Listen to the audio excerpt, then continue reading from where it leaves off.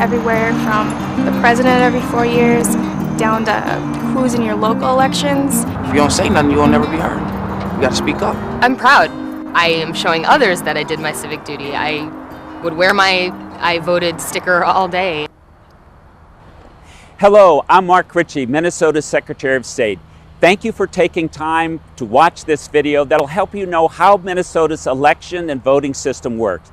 Minnesota is the highest voting turnout state in the nation, but we know there'll be lots of new people this year, young voters and new residents, so we've made this video to help everyone feel comfortable with the process. Thank you for being part of this great democracy. Many have sacrificed for this right to vote, and so we can honor those sacrifices by participating this year. Thank you again for taking time to watch this video. Thank you for becoming a lifelong voter. I'm Mark Ritchie, your Secretary of State. We want to be sure you're ready to vote. After watching this presentation, you'll see how easy voting is. If you have any questions about voting or elections, here are some ways to get answers. Our web address is www.sos.state.mn.us. And our telephone number is 1-877-600-VOTE.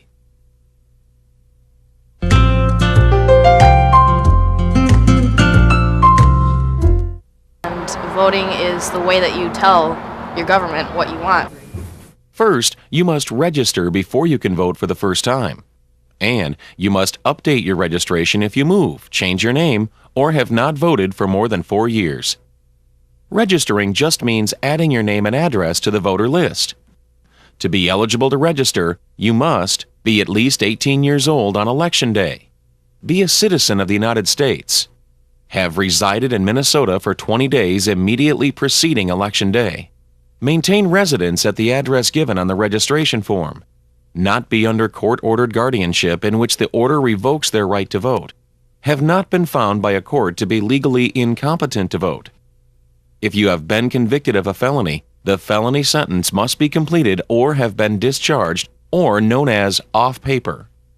The most common way to register is to complete a voter registration application and mail or deliver it to the office of your county auditor or the Minnesota Secretary of State. You can pick up an application at your county auditor's office, city or township clerk, and many other places such as libraries and government offices. You may also get a voter registration application online. Another option is to register at the polling place on Election Day. When you arrive at the polling place, tell an election judge that you need to register, and the judge will show you what to do.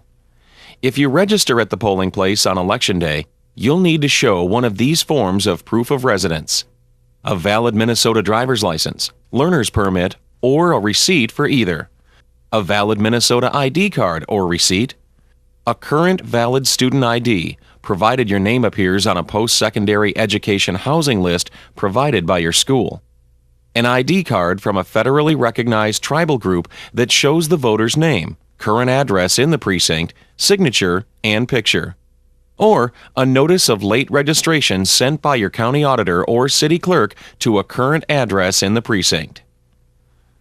Another way to establish residence in the precinct is to show the combination of a photo ID with your former address and a current bill with your name and address in the precinct.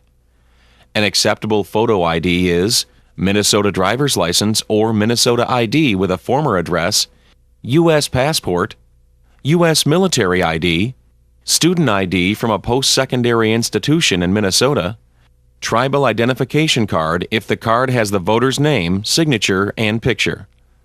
A bill must have your name and current address in the precinct. Utility bill, regardless if the bill is received electronically or by mail, due within 30 days of Election Day. Telephone, television, or internet provider services, regardless of how the service is delivered, such as cable or satellite TV, landline, cell, or VoIP telephones, etc. Electric, gas, water, garbage, sewer, and solid waste. A student fee statement. Rent statement that itemizes utilities dated within 30 days of Election Day.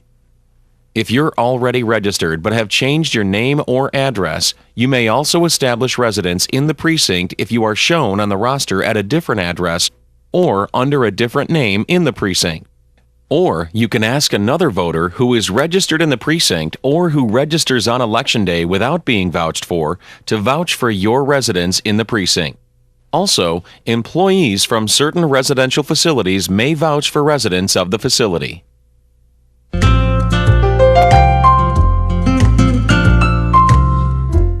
When you vote, I think you really you realize your place in like a larger community, and you have a sense that you're taking part in something that's bigger than yourself.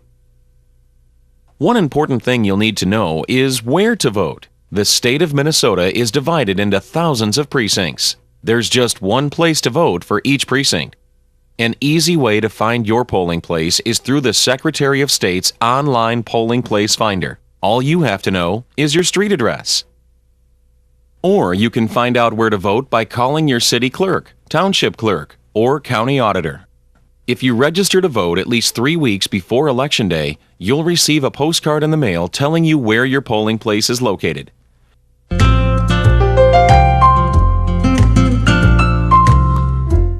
I had just turned 18, and I actually had a woman showed me exactly where I needed to go, when I needed to go. It was a really positive experience. When you arrive at the polling place to vote, you'll be directed to the election judge with the list of registered voters to sign in. If you wish, an election judge will show you how the ballot is organized and explain the voting process. Ask if you require assistance. The judges are available to help you if needed. An election judge will give you the appropriate ballots and direct you to the voting booth so you can mark your ballot in private. If you make a mistake in marking your ballot, that's not a problem. Just ask an election judge for a new ballot. Only your new ballot will be counted. If you're unsure about the voting process, ask an election judge at the polls to help. Or bring a friend or family member to help show you. Take part in the election process. Make your voice heard.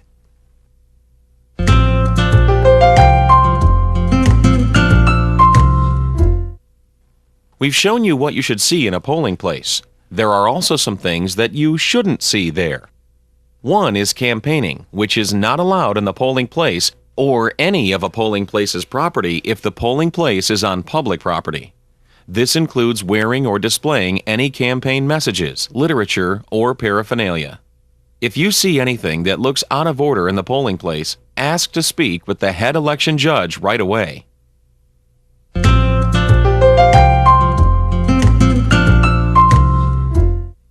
I think people with disabilities are just like everyone else. They want to be treated with respect and with dignity.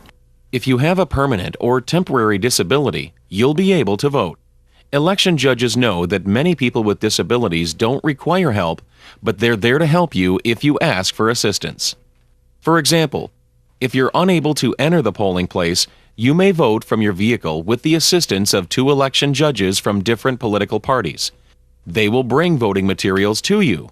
Wait while you vote, then bring the materials back into the polling place.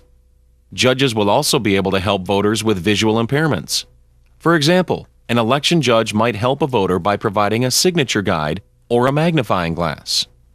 Judges might also talk a voter with a visual impairment through the voting process and might read the ballot to the voter. Each polling place will have an automark, a voting station containing a ballot marking machine designed for voters with disabilities. The automark offers privacy and independence to voters who need assistance marking their ballot. The automark can display the ballot in large print on a computer screen and can provide audio voting instructions over headphones, and it has a keypad that makes it easier to mark ballots. After you have cast your ballot, a judge will offer you an "I voted" sticker. Wear it with pride.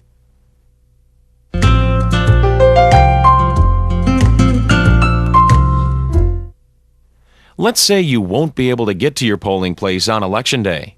That's not a problem. You can submit an absentee ballot before Election Day.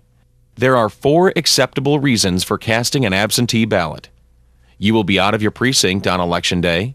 You're ill or disabled. It's a religious holiday. Or you're serving as an election judge in a different precinct. There are 2 ways to submit an absentee ballot. The fastest and easiest is to complete your ballot in person at your county auditor's office or, depending on where you live, at your city or township clerk's office. Absentee ballots can be completed anytime 30 days prior to Election Day.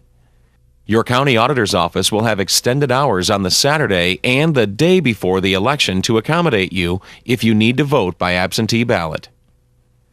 You can also cast an absentee ballot by mail. Your county auditor can explain how to do this. If you mail in your ballot, mail it in early enough to get to the auditor's office at least one day before the election. To be counted, your ballot must arrive at your polling place by 8 p.m. on Election Day. If you'll be gone on Election Day and want to submit your absentee ballot by mail, apply for your ballot ahead of time. Right now, if you'd like. It'll be mailed to you as soon as it's ready. Call your county auditor to get an application or find it on our website. If you have questions about voting or elections, here are a few ways to get answers. Our web address is www.sos.state.mn.us, and our telephone number is 1-877-600-VOTE.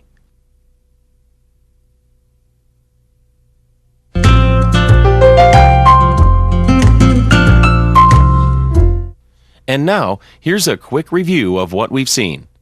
You must register before you can vote for the first time, and you must update your registration if you move, change your name, or have not voted for more than 4 years.